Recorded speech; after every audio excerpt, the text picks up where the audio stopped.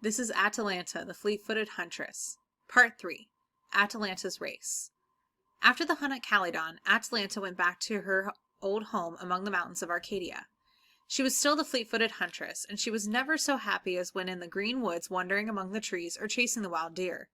All the world had heard about her, however, and the young heroes in the land nearest to Arcadia did nothing else but talk about her beauty, grace, swiftness, and courage. Of course, every one of these young fellows wanted her to become his wife, and she might have been a queen any day if she had only said the word, for the richest king in Greece would have been glad to marry her. But she cared nothing for any of these young men.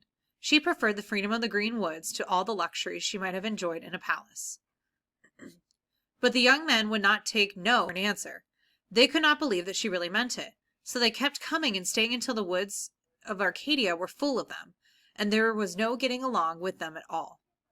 So when she could think of no other way to get rid of them, Atalanta called them together and said, "You want to marry me, do you? Well, if any one of you would like to run a race with me from this mountain to the river bank, he may do so. I will be the wife of one who outruns me." "Agreed, agreed," cried all the young fellows. "But listen," she said, "whoever tries this race must also agree that if I outrun him, he must lose his life."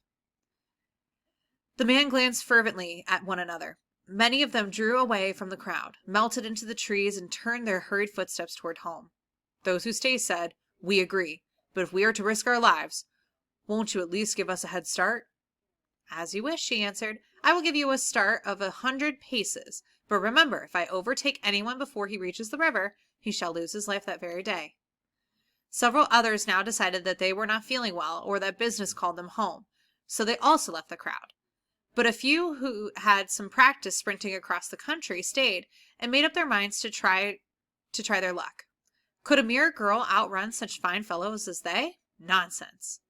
And so it happened that a race was run almost every day, and almost every day some poor fellow lost his life. For the swiftest sprinter in all of Greece was overtaken by Atalanta long before he could reach the river bank. Then one day there came from a distant land a fine young man named Hippomenes. Atalanta liked his kind expression and his courteous manner. She dearly hoped that this young man would not put himself to the test and race against her. "You better not run with me," said Atalanta, "for I am sure to overtake you, and you will lose your life."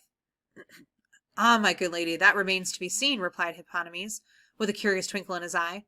For before he had come to try his chance, Hippomenes had sought the help of Aphrodite, the queen of love, who lived among the clouds of Mount Olympus. And Hippomenes was so gentle and wise and brave that Aphrodite took pity on him. She gave him 3 golden apples and told him how he might use them to defeat the fleet-footed huntress in a race. On the day of the race, Atalanta tried again to persuade Hippomenes not to run, for she also took pity on him. "I'm sure to overtake you," she said. "Please don't lose your life needlessly." "I won't," laughed Hippomenes, and away he sped. But in his pocket he carried Aphrodite's 3 golden apples. Atalanta gave him a good head start, and then she followed after, as swift as an arrow shot from the bow.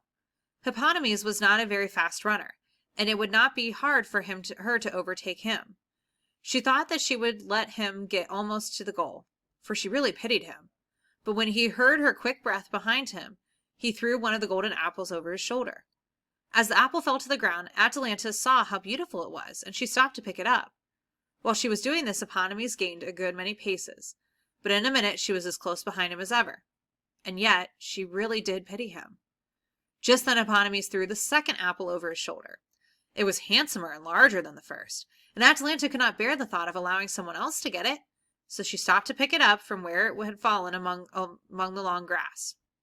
It took longer to find it than she had expected, and when she looked up again, Hippomenes was 100 feet ahead of her. But that was no matter. She could easily overtake him. And yet, how she did pity the foolish young man. Hippomenes heard her footsteps thundering just a few paces behind him. He took the 3rd apple and threw it over to one side of the path, where the ground sloped toward the river. Atalanta's quick eye saw that it was far more beautiful than either of the others. If it were not picked up at once, it would roll down into the deep water and be lost. That would never do. She turned aside from her course and ran after it. It was easy enough to retrieve the apple, but while she was doing so, Hippomenes gained upon her again. He was almost to the river bank. how she strained every muscle now to overtake him. But after all, she felt that she did not care very much. He was the finest young man that she had ever seen. He had given her 3 golden apples, and he had risked his life to win her. It would be a great pity if he should have to die. So she slowed her steps and let him reach the riverbank first. After that, Atalanta became Hippomenes' wife. And the young man took the fleet-footed Huntress with him to his distant home, and there they lived happily together for many, many years.